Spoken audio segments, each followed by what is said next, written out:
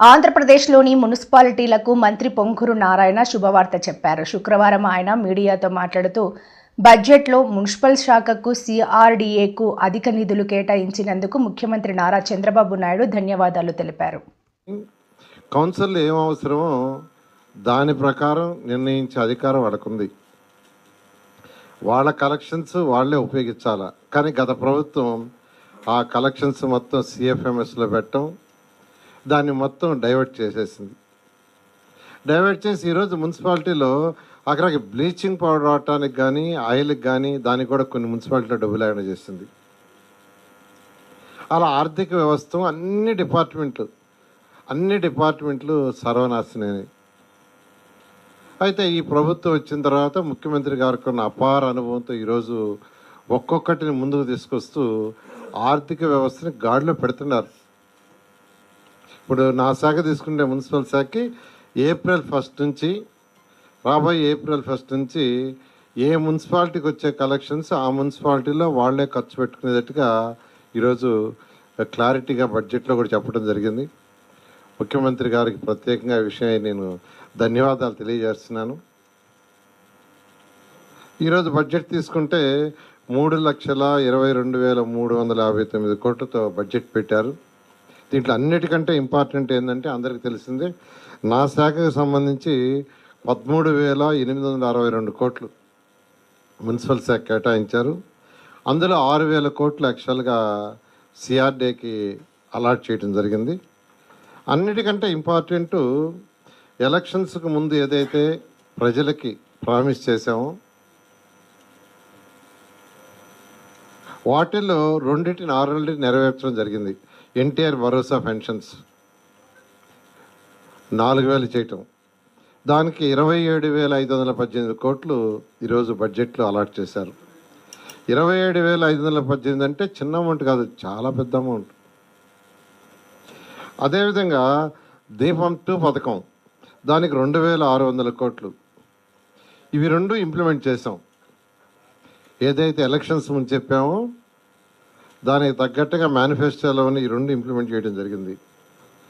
తల్లికి వందనం, ఎంతమంది పిల్లలున్నా వాళ్ళ ఇంట్లో వాళ్ళందరికి కూడా 15,000 ఇస్తామని చెప్పడం జరిగింది. దానికోసంగా 9,407 కోట్లు బడ్జెట్లో ఇచ్చారు. అది మే లోపల ఆ యొక్క తల్లుల అకౌంట్లోకి వేయటం జరుగుతుంది. ఎందుకంటే ఈ అకాడమిక్ ఇయర్ లోపల ఇవ్వాలని ముఖ్యమంత్రి గారు నిర్ణయించారు. నెక్స్ట్ అకాడమిక్ ఇయర్ జూన్ 12వ తేదీ ప్రాంతంలో స్టార్ట్ అవుతాయి, సుమారుగా జూన్ 12. అందుకని మే ఎండింగ్ లోపల ఈ తల్లికి వందనం అనే యొక్క కార్యక్రమాన్ని పూర్తి చేయాలని ఈ బడ్జెట్లో పెట్టడం జరిగింది. అదేవిధంగా రైతన్నలకు అన్నదాత సుఖీభవ కోసంగా 6,300 కోట్లు, ఇది కూడా యాక్చువల్గా మేనిఫెస్టోలో పెట్టడం జరిగింది. ఈ విధంగా ఏదైతే సూపర్ 6 అని మేనిఫెస్టోలో పెట్టామో వాటిలో 2 ఆల్రెడీ కంప్లీట్ చేసాం. మరొక 2 ముఖ్యమైనవి, అవి కూడా యాక్చువల్గా ఈ మే మంత్లో తల్లికి వందనం, అన్నదాత సుఖీభవ కోసం వీలైన తొందరలో అది కూడా తొందరలో ఇవ్వాలని ముఖ్యమంత్రి గారు నిర్ణయించారు.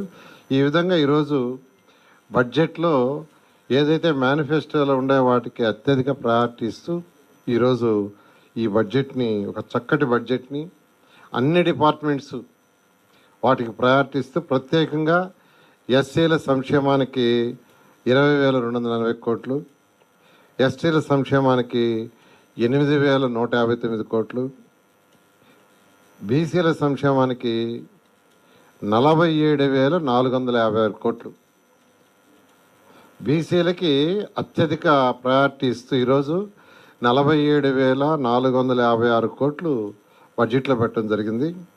అదేవిధంగా అల్పసంఖ్యాక వర్గాల వాళ్ళ కోసం కూడా 5,434 కోట్లు. సో పేదలు నిరుపేదల ప్రభుత్వాన్ని తెలియజేయడానికి ఇంతకంటే వేరే సాక్ష్యం అవసరం లేదు. కానీ జగన్మోహన్ రెడ్డి నేను అల్పసంఖ్యాక అని చెప్పేవాడు, కానీ ఆయన చేసింది ఏంది? ఏమీ లేదు. మొత్తం ఆర్థిక వ్యవస్థని మొత్తం నాశనం చేసేసి పోయారు.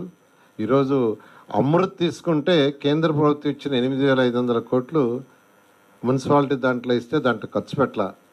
ఎందుకు పెట్టలేదంటే మ్యాచింగ్ ఫండ్ ఇవ్వాల. అదేవిధంగా ఏషియన్ ఇన్ఫ్రాస్ట్రక్చర్ ఇన్వెస్ట్మెంట్ బ్యాంకు 2019 ఫిబ్రవరిలో 5,350 కోట్లు నేనున్నప్పుడు శాంక్షన్ చేయించాను. దానికి అక్కడి నుంచి ఫస్ట్ ఇన్స్టాల్మెంట్ వస్తే మ్యాచింగ్ 30%కి అదే ఆగిపోయింది. 2,800 కోట్లు స్వచ్ఛ భారత్లో ఇస్తే దానికి ఫస్ట్ ఇన్స్టాల్మెంట్ వాళ్ళు ఇస్తే దానికి మ్యాచింగ్ అదే ఆగిపోయింది. దీని అంతటి కారణం ఏంటంటే ఒక ప్లానింగు, ప్రాపర్ ఫైనాన్షియల్ ప్లానింగ్ లేక గత ప్రభుత్వం చేసింది. అయితే అన్నిటినీ ముఖ్యమంత్రి గారు ఇప్పుడు ఒక్కొక్కటి సరిదిద్దుతూ కేంద్ర ప్రభుత్వంతో ఈరోజు ఉన్న యొక్క అవగాహనతో ఒక్కొక్కటి తీసుకుంటూ వస్తున్నాడు. త్వరలో ఈ రాష్ట్రం ఖచ్చితంగా ప్రజలు ఏదైతే నమ్మకంతో ఎన్డీఏని గెలిపించారో వారి యొక్క నమ్మకాన్ని ఒమ్ము చేయకుండా ముందుకు తీసుకుపోతామని తెలియజేస్తున్నాను. మరొక విషయం, ఈ యొక్క వైసీపీ నాయకులు సాక్షి పత్రిక వాళ్ళు ఇచ్చే స్టేట్మెంట్లు చూస్తుంటే నిజంగా ఏదైనా చెప్పే అబద్ధాలైనా అతికెత్తట్టుగా ఉండాలి. ఈరోజు జడ్జెస్ బంగళాలకి స్క్వేర్ ఫీట్కి 10,042 రూపాయలు ఖర్చు అవుతుందని పేపర్లు వేశారు. వాళ్ళ దాంట్లో 10,042 రూపాయలు. ఏదైనా స్టడీ చేసి డీప్గా చేయాలి. యాజ్ స్టేజ్గా జడ్జెస్ బంగ్లాస్ తీసుకుంటే సివిల్ అండ్ ఆర్కిటెక్చరల్ కన్స్ట్రక్షన్ వర్క్కి 184 కోట్లు 184.25 కోట్లు ఖర్చు అవుతుందని టెండర్లో పెట్టారు. సివిల్ అండ్ ఆర్కిటెక్చర్ వర్క్ అంటే ఆ బంగ్లాల యొక్క సివిల్ వర్క్కి. ప్లంబింగ్, శానిటరీ ఇన్స్టాల్మెంట్ వర్క్కి 20,78,00,000.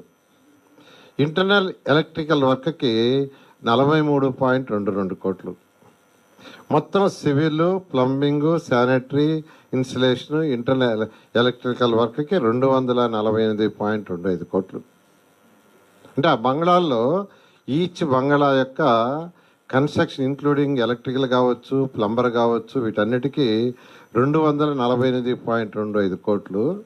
ప్లింత్ ఏరియా తీసుకుంటే 5,82,161 చదరపు అడుగులు. 5,82,161. సో యావరేజ్ని తీసుకుంటే అది స్క్వేర్ ఫీట్కి 4,264 రూపాయలు అవుతుంది. 4,264